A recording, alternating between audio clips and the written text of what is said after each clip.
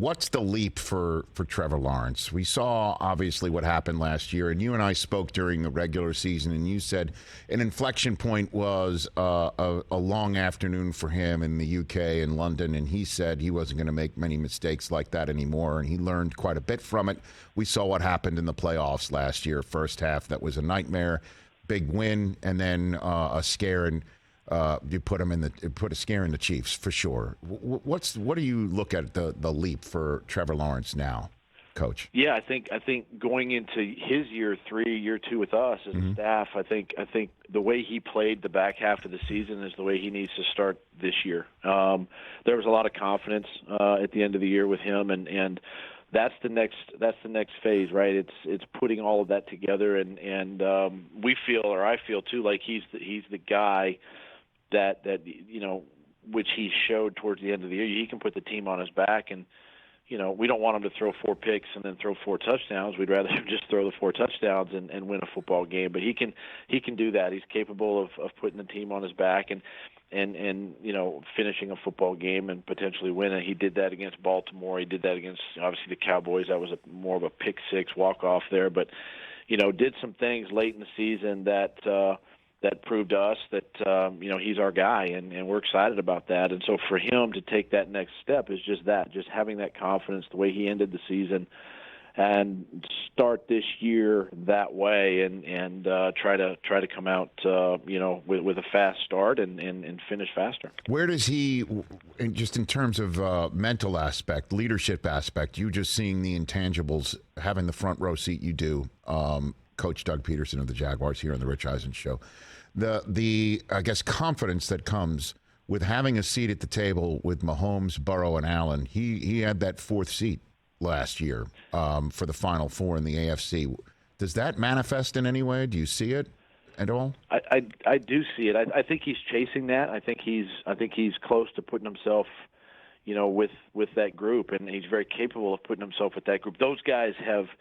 Obviously, they've got a couple years' experience on him, but he's heading in that right direction, and I think the AFC is in good hands overall with the youth at quarterback, and we've got one of those guys. We feel really confident in Trevor, but yeah, he's working to with the skill and ability that we've been able to provide him and put around him.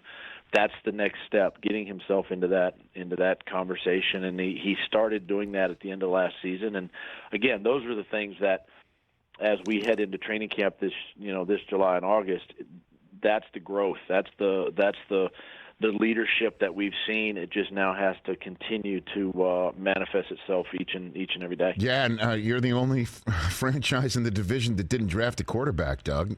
Everyone else did and might actually play the kid. He could wind up being the dean of the AFC South by week 1. Entirely possible. It's possible. Yeah, it's possible. And obviously you keep your eye on your division opponents and see what they do in the draft and through free agency, and it's just something that we have to understand, that we've just got to continue to worry about the Jacksonville Jaguars and get better every day, and not worry too much about our opponents that way, and we've got to get our guys prepared and ready. So, but we're excited. We're looking forward to obviously Calvin Ridley joining the group, and getting him going a little bit, and just adding that talent around Trevor, and just seeing where things can go. Yeah, let's talk about Calvin Ridley a little bit here, Doug. Whatever you're willing to share, and pry open the OTA, if you're not the practice door a little bit here, because we're focused on